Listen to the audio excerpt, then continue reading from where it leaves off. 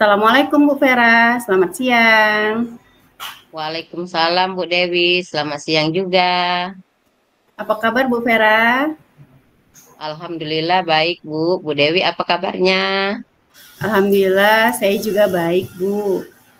Apa yang ingin Bu Vera bahas pada percakapan kita hari ini?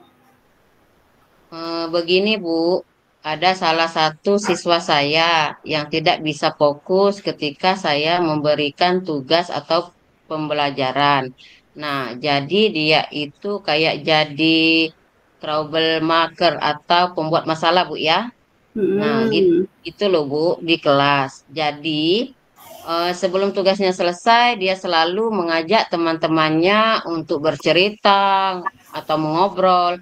Hal ini membuat anak-anak yang lainnya juga terganggu, sehingga anak-anak yang lain itu juga tidak bisa mengerjakan tugas dengan tepat waktu, Bu, atau tidak fokus. begitu ya Bu. Jadi ada salah satu peserta didik Bu Vera yang tidak fokus dalam mengerjakan tugas.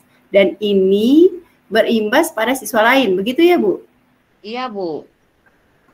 Nah, jadi kita akan berbincang-bincang sebentar ya Bu.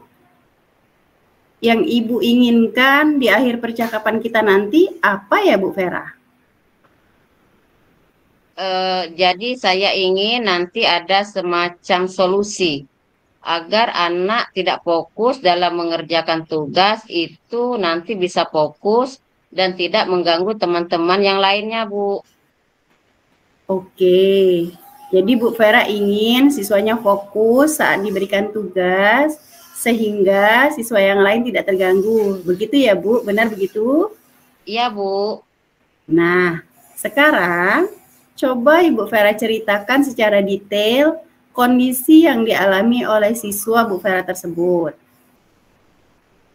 Jadi begini, Bu.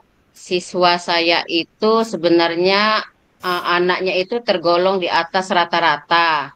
Maksudnya dia Mm-mm. itu bisa kalau mendengarkan penjelasan saya. Terus dia juga mendengarkan kalau saya sedang menjelaskan. Nah, ketika saya minta anak tersebut untuk maju ke depan, untuk mengerjakan tugas, namun ketika saya berikan tugas mandiri, begitu ya Bu, Ya. dia itu tidak fokus. Terus Mm-mm. jadi sebelumnya tugasnya selesai itu dia pasti mengganggu teman-temannya Bu. Jadi temannya itu diajak bercerita atau mengobrol, contohnya seperti ini Bu. Kemarin saya memancing, dapat ikan besar loh. Nah, dia itu Mm-mm. sering menceritakan pengalaman yang dialaminya kemarin ketika sepulang sekolah atau pagi-pagi di rumah. Jadi teman-temannya itu diajak bercerita. Nah, akhirnya ketika menceritakan pengalamannya itu, teman-teman yang lain akan otomatis ikut menyahut kan. Ya. Jadi satu kelas itu ikut semua gitu, Bu. Jadi saya mesti mengingatkan seperti ayo sudah selesai apa belum tugasnya seperti itu Bu. Oh iya. Jadi menurut Bu Vera, siswa tersebut sebenarnya bisa Bu ya dan mampu dalam pembelajaran. Namun dia tidak bisa berkonsentrasi karena dia ingin menceritakan pengalamannya dengan temannya. Dia selalu ingin menceritakan pada teman-temannya. Begitu ya Bu? Iya betul Bu. Nah, menurut Bu Vera, agar anak tersebut bisa berkonsentrasi penuh, apa yang bisa Bu Vera lakukan? Sepertinya saya perlu mengintegrasikan pembelajaran sosial dan emosional di dalam pembelajaran saya dan juga menciptakan iklim positif dan budaya positif di sekolah. Baik, Bu. Wah, itu bagus sekali loh, Bu. Jadi, Bu Vera ingin mengintegrasikan kompetensi sosial dan emosional dalam pembelajaran dan juga menciptakan iklim positif dan budaya sekolah. Ya, Bu, begitu. Ya Bu. Nah, menurut Bu Vera, kompetensi sosial yang seperti apa yang ingin Bu Vera terapkan dalam pembelajaran? Saya ingin mengintegrasikan kompetensi sosial dan emosional, terutama kesadaran diri dan manajemen diri dalam pembelajaran saya. Bagus sekali itu, Bu. Jadi Bu Vera ingin mengintegrasikan kompetensi sosial dan emosional, terutama kesadaran diri dan manajemen diri dalam pembelajaran. Iya, Bu? Iya, Bu. Nah, kira-kira menurut Bu Vera, cara apa yang bisa digunakan untuk mengintegrasikan kedua kompetensi tersebut? Menurut saya, yang bisa saya lakukan adalah untuk mengintegrasikan kompetensi sosial, kesadaran diri itu sepertinya ini, Bu. Saya akan membuat roda emosi. Saya berencana membuat roda emosi yang saya pajang di depan kelas. Jadi nanti ketika anak datang, anak akan mengisi roda emosi tersebut sesuai dengan apa yang dia rasakan. Wah, bagus sekali itu Bu Vera.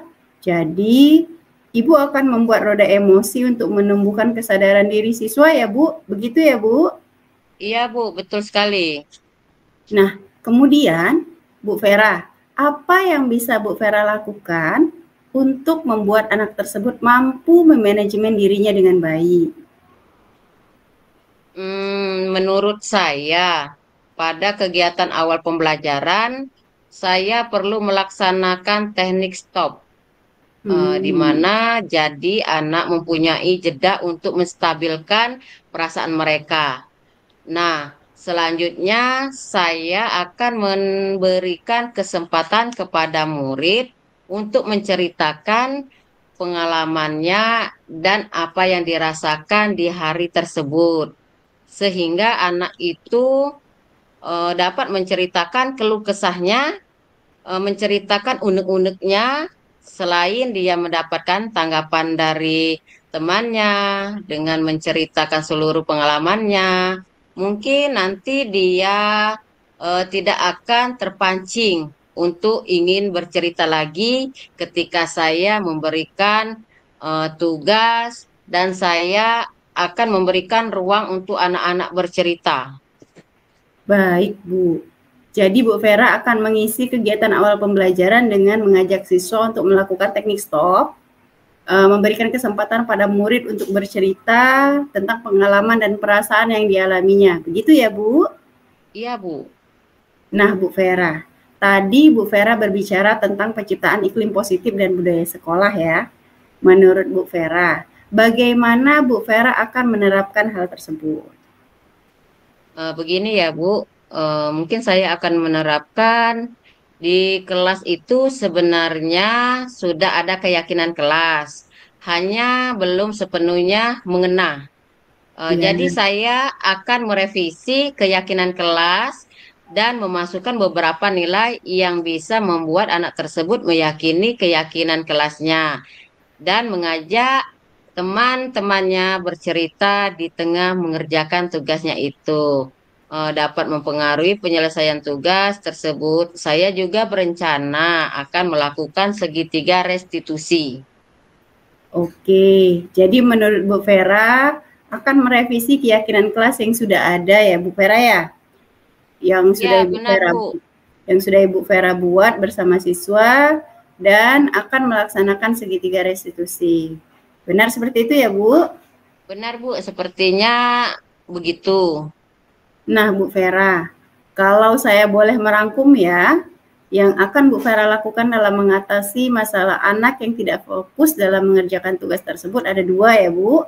Yaitu yang pertama, Ibu akan mengintegrasikan kompetensi sosial emosional dalam pembelajaran, yakni dengan cara membuat roda emosi dan memberikan kesempatan anak untuk bercerita di awal pembelajaran.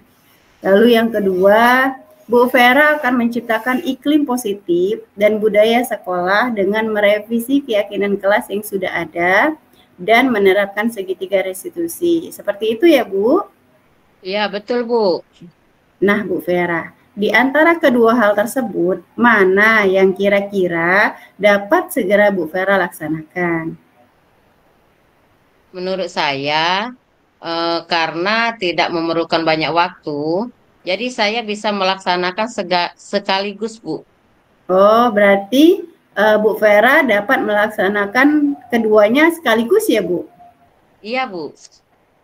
Menurut Bu Vera, siapa yang bisa membantu Bu Vera dalam melaksanakan langkah-langkah tersebut? Adakah yang bisa membantu atau akan Ibu kerjakan sendiri? Karena ini berhubungan dengan murid saya di kelas, jadi yang bisa membantu sepertinya ya anak-anak, Bu ya, seluruh anggota yang ada di kelas saya. Itu termasuk saya juga anak-anak yang di situ untuk membuat roda emosi, juga untuk bercerita, merevisi keyakinan kelas, dan melakukan segitiga restitusi. Ini seluruh anggota kelas, Bu. Jadi Ya. kalau setiap anak sudah menyadari nilai dan perannya di dalam kelas, mereka akan dapat berpartisipasi aktif dalam berkomitmen dalam menjalankan keyakinan kelas yang sudah direvisi tadi, Bu. Baik, jadi menurut Bu Vera, yang dapat membantu Bu Vera dalam pelaksanaan langkah-langkah tersebut adalah seluruh anggota kelas ya Bu, seperti itu? Iya, Bu, benar. Nah Bu Vera, pada titik ini, apa yang bisa Bu Vera dapatkan dari percakapan kita hari ini Bu?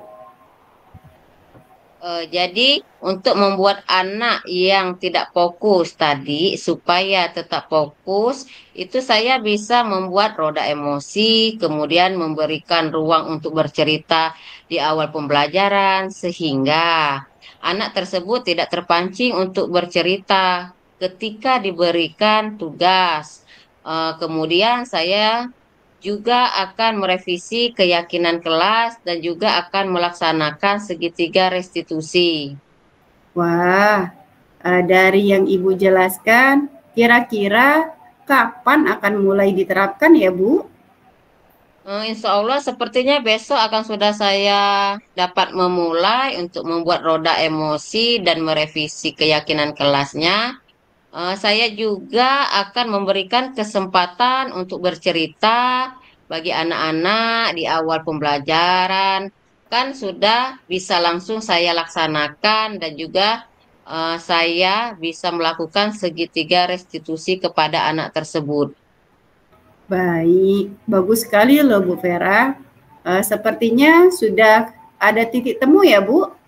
Jadi kita akan berjumpa lagi setelah Bu Vera menerapkan kompetensi sosial dan emosional dan merevisi keyakinan kelas, juga menerapkan segitiga restitusi. Seperti itu ya Bu. Ya, Bu. Terima kasih, Bu. Assalamualaikum Ya, warahmatullahi wabarakatuh. sama-sama Bu Vera. Waalaikumsalam warahmatullahi wabarakatuh.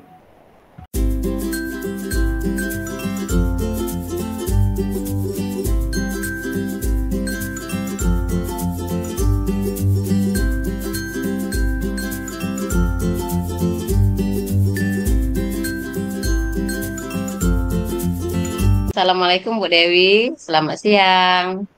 Waalaikumsalam Bu Vera, selamat siang juga. Apa kabar Bu Dewi? Alhamdulillah baik Bu. Bu Vera apa kabarnya? Alhamdulillah saya juga baik Bu. Bu Dewi, sesuai dengan janji kita kemarin, hari ini kita berbincang-bincang sebentar. Dalam percakapan kita kali ini, apa yang ingin Ibu Dewi bahas? Baik Bu Vera. Terima kasih loh Ibu sudah mau berbincang-bincang dengan saya. Pada pertemuan kali ini, saya tuh ingin membahas masalah murid saya Bu. Jadi begini, di kelas saya itu ada satu anak yang setiap pagi, setiap berangkat ke sekolah itu, kalau ditinggal oleh ibunya pulang, itu menangis terus Bu. Nah, anak tersebut maunya selalu ditunggui oleh ibunya di dalam kelas. Nah, saya ingin anak itu lebih mandiri dan tidak bergantung dengan ibunya terus, Bu. Karena menurut saya pada usia anak tersebut sudah masuk pada tahap perkembangan yang mampu untuk mandiri. Dalam hal mandiri untuk bersekolah tanpa diantarkan oleh ibunya dan tanpa ditunggui di dalam kelas. Seperti itu, Bu Vera. Oh, jadi masalahnya ada seorang anak yang terus bergantung kepada ibunya. Eh, Ketika ditinggal, waktu diantarkan lalu ditinggal, ia menangis. Begitu ya, Bu? Ya, Bu. Dan Ibu ingin bagaimana caranya anak ini bisa mandiri dan ketika ditinggal ibunya sendirian di sekolah tidak menangis. Begitu ya, Bu? Ya, Bu, betul begitu. Nah, hari ini kita akan berbincang-bincang singkat ya, Bu Dewi. Ya, Apa Bu. yang ingin Ibu Dewi capai atau apa yang ingin Ibu hasilkan dari percakapan kita hari ini? Hari ini dari percakapan kita, saya ingin mendapatkan pemecahan masalah, Bu, tentang masalah anak saya tersebut yang sering menangis di dalam kelas agar lebih mandiri dan dia mau untuk ditinggalkan oleh ibunya seperti teman-teman yang lain. Begitu, Bu Vera. Baik, Bu. Bu Dewi ingin nanti di akhir percakapan ini mendapatkan solusi bagaimana caranya supaya anak yang menangis tadi bisa mandiri. Begitu ya, Bu? Ya, betul, Bu, seperti itu. Ibu Dewi, saya ingin bertanya sedikit nih. Menurut Ibu Dewi, anak yang dikatakan mandiri itu seperti apa ya, Bu? Baik, Bu. Menurut saya, anak mandiri itu untuk usia murid saya tersebut itu adalah anak yang sudah tidak bergantung kepada orang lain dalam hal belajar di sekolah. Jadi, anak-anak mampu datang ke sekolah dan belajar bersama dengan guru dan teman-temannya tanpa didampingi atau ditunggui oleh orang tuanya di dalam kelas. Jadi dia di dalam kelas itu sudah bisa belajar bersama teman-teman dan gurunya, nggak akan nangis lagi kalaupun ditinggal orang tuanya pulang gitu, Bu.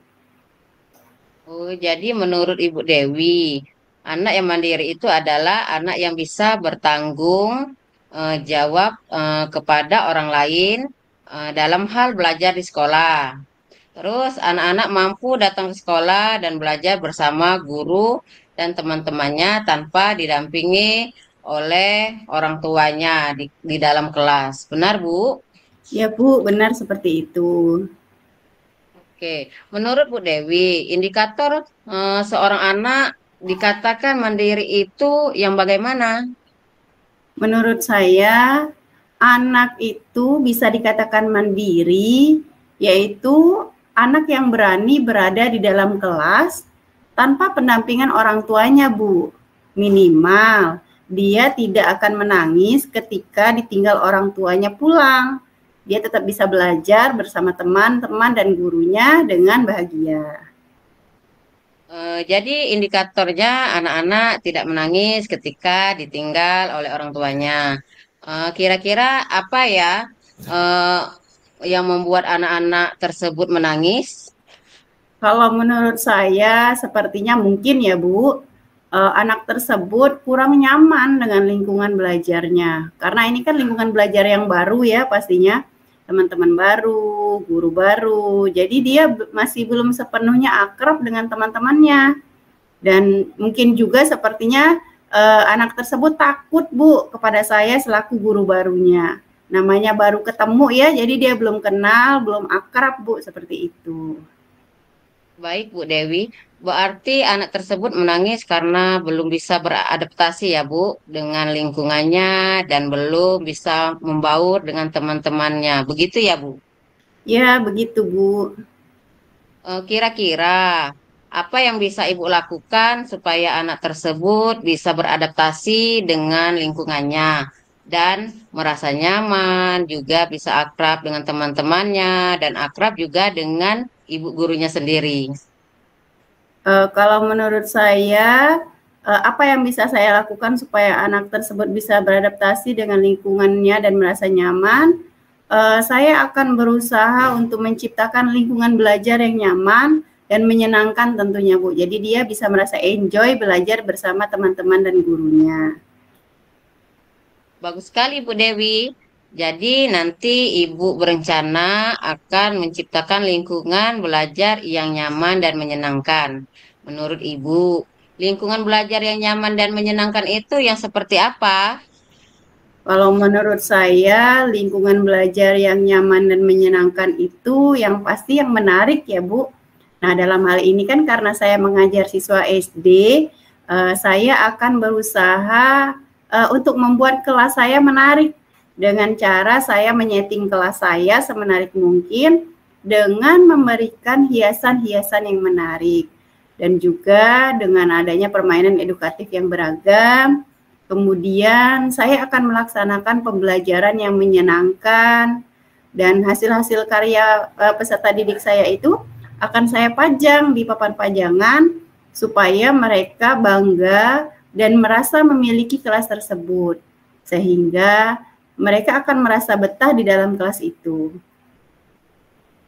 Wah, itu menarik sekali ya Bu Dewi. Ibu akan menghias kelas sesuai dengan minat anak, menyediakan permainan edukatif yang beragam, terus melaksanakan pembelajaran yang menyenangkan, dan memajang hasil karya di papan pajangan. Begitu ya Bu? Ya Bu, seperti itu. Nah, itu kan yang berhubungan dengan lingkungan belajar yang menyenangkan. Apa yang akan Ibu lakukan supaya anak tersebut bisa akrab dengan temannya lebih cepat dan merasa lebih nyaman dengan Ibu sebagai gurunya? Nah, saya supaya anak tersebut bisa akrab dengan temannya lebih cepat dan merasa nyaman dengan saya sebagai gurunya ya Bu, saya akan berusaha mengimplementasikan pembelajaran sosial dan emosional di kelas saya. Baik dengan mengintegrasikannya dalam pembelajaran maupun dengan cara penciptaan iklim positif dan budaya positif. Jadi nanti Ibu akan mengintegrasikan pembelajaran sosial dan emosional di kelas dan juga akan menciptakan iklim positif dan budaya positif. Begitu ya, Bu? Iya, betul Bu, seperti itu. Terus langkah apa saja yang bisa dilakukan untuk mengimplementasikan pembelajaran sosial dan emosional serta menciptakan iklim positif dan budaya positif tersebut? Dalam mengimplementasikan pembelajaran sosial dan emosional, serta menciptakan iklim positif dan budaya positif tersebut, saya akan berusaha untuk menciptakan iklim positif dan budaya positif dengan cara saya akan membuat stick emoji dan melakukan restitusi. Jadi anak-anak nanti bisa mengekspresikan emosi mereka dengan stick emoji tersebut, Bu. Saya juga akan mengintegrasikan pembelajaran sosial dan emosional dalam pembelajaran, serta saya akan melakukan penguatan kompetensi sosial emosional yang saya integrasikan dalam pembelajaran saya nantinya, Bu. Baik, Bu. Jadi Bu Dewi akan membuat stick emoji, melakukan restitusi, melakukan penguatan kompetensi sosial dan emosional dengan mengintegrasikan ke dalam pembelajaran. Benar begitu, Bu? Benar, Bu, seperti itu. Nah, Bu Dewi, kalau boleh saya rangkum ya, jadi langkah-langkah yang akan Ibu lakukan nanti adalah ada dua. Yang pertama, Ibu akan menciptakan lingkungan belajar yang menyenangkan dengan menghias kelas, menyediakan permainan edukatif yang beraneka ragam, melaksanakan pembelajaran yang menyenangkan, dan juga memajang hasil karya semua peserta didik. Dan yang kedua, Ibu akan mengimplementasikan pembelajaran sosial dan emosional dengan membuat stick emoji dan juga melakukan restitusi.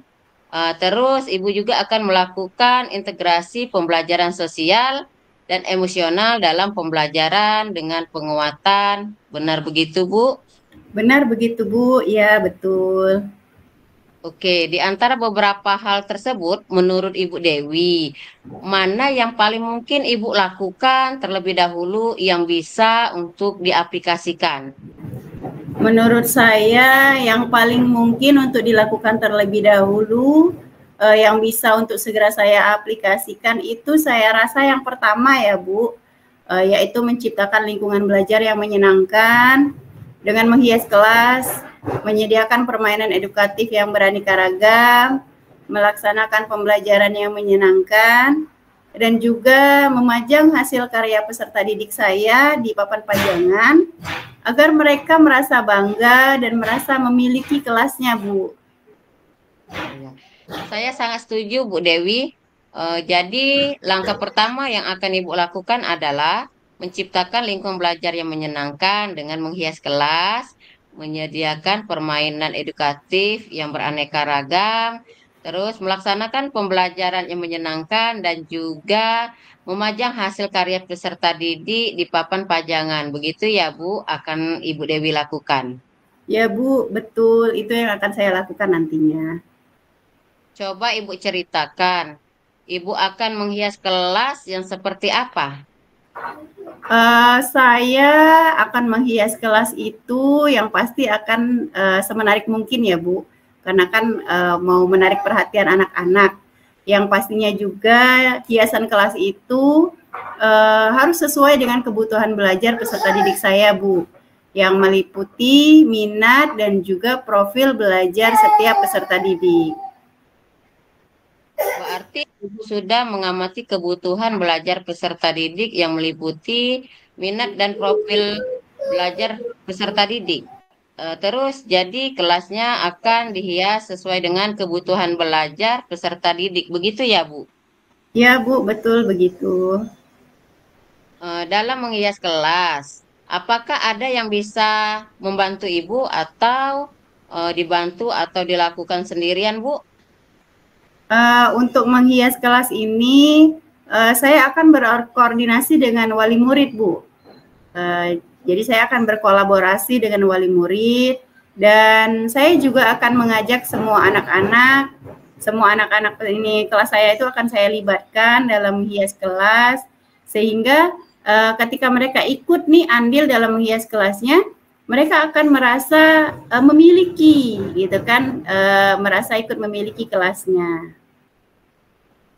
Baik. Jadi untuk menghias kelas, Ibu akan melibatkan orang tua atau wali murid dan anak-anak juga ikut serta dalam menghias kelas ya, Bu? Ya, Bu, betul.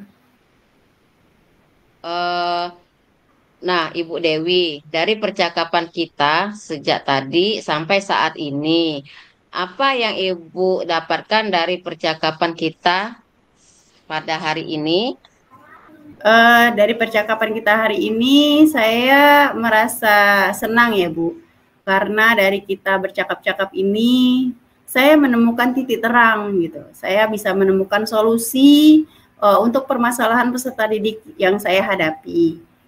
Jadi untuk membuat anak tidak menangis saat ditinggal ibunya di sekolah, saya akan menciptakan lingkungan belajar yang menyenangkan dan mengimplementasikan pembelajaran sosial dan emosional. Dan yang bisa segera saya laksanakan adalah menghias kelas sesuai dengan minat dan profil belajar peserta didik dengan melibatkan semua peserta didik saya beserta orang tuanya. Baik, kira-kira kapan Bu rencana ini akan Ibu Dewi laksanakan? Insya Allah rencana ini akan saya laksanakan mulai besok ya Bu. Sudah bisa saya laksanakan dengan memulai mendiskusikannya dulu dengan orang tua. Tentu pasti harus kita diskusikan dulu sebagai bentuk kolaborasi. Dan yang pasti saya harus mengumpulkan bahan yang akan saya gunakan sebagai hiasan kelas nantinya Bu. Baik Bu. Saya sangat antusias kali ini ya, yang bagaimana hasilnya nanti. Jadi langsung bisa Ibu terapkan besok ya Bu. Ya Bu, insya Allah besok akan segera saya terapkan.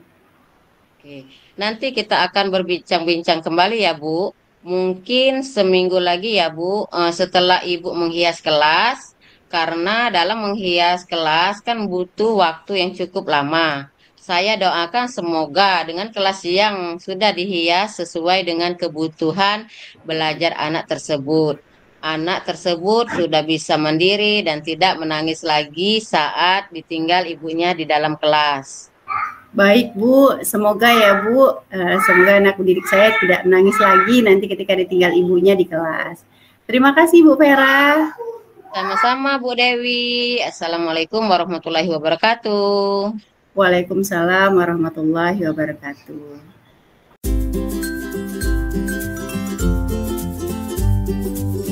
Oke, menurut saya percakapan kita ini sudah cukup baik ya Bu Dewi ya. Mm-mm. Karena kita sama-sama sudah, saya sudah bertanya masalah apa yang Ibu hadapi di kelas dan bagaimana cara Ibu mengatasinya. Dan itu semua sudah Ibu jawab dengan baik lah Bu ya, menurut saya. Terus menurut saya apa yang harus ditingkatkan sepertinya Ibu Dewi eh, harus lebih melakukan pendekatan diri lagi Bu terhadap siswa tersebut agar siswa tersebut lebih percaya diri lagi, lebih mandiri lagi. Intinya Ibu harus melakukan pendekatan mungkin katakanlah secara intens ya Bu ya. Iya Karena Bu. anak tersebut awalnya tidak mandiri dan akhirnya sekarang sudah bisa mandiri, Bu ya. Dan itu Iya sudah Bu. baik, sudah dilakukan oleh Bu Dewi dan sangat baik sekali ya. Terus sebelum dan saat melakukan coaching ini, tentunya perasaan Bu Dewi itu bagaimana? Saya alhamdulillah tercerahkan ya Bu, dari tadinya nggak tahu mau ngapain, bingung gitu, akhirnya tercerahkan, oh saya harus seperti ini loh. Oh iya. Terus refleksi untuk Ibu Dewi sendiri bagaimana? Ya, saya sebagai coachee ya, dalam hal ini saya sebagai coachee-nya, saya merasa senang loh Bu, jujur saya merasa senang karena saya bisa menemukan titik temu, saya bisa menemukan pencerahan solusi dari masalah saya. Jadi saya bisa mencari cara nih, bagaimana caranya saya menyelesaikan masalah peserta didik saya yang masih suka menangis di kelas ketika ditinggal ibunya. Tuh. Alhamdulillahnya saya dari hal ini saya merasa lebih yakin bahwasanya saya bisa menyelesaikan masalah ini, dan saya berharap saya bisa mengembangkan kompetensi saya seiring saya bisa menyelesaikan masalah ini Bu. Tuh. Mungkin saya juga akan belajar seperti apa yang sudah Ibu terapkan ya kepada anak Ibu, dan permasalahan kita beda juga ya. Kalau Ibu, anak Ibu kan kurang mandiri, Iya Bu. selalu ingin ditemani oleh orang tuanya. Begitu juga dengan permasalahan saya kan, yang Iya Bu. selalu suka Bercerita. bercerita saat saya Iya, menjelaskan pembelajaran, dan dia bercerita itu mengajak teman-temannya sehingga temannya pun ikut bercerita, dan itu yang betul. membuat pembelajaran kita tidak fokus ya Bu ya saat menyampaikan pembelajaran. Iya Dan Bu. saya berterima kasih kepada Ibu Dewi, saya merasa juga mendapatkan pencerahan. Mungkin saya akan melakukan banyak hal yang mungkin salah satunya melakukan roda emosi ya Bu ya.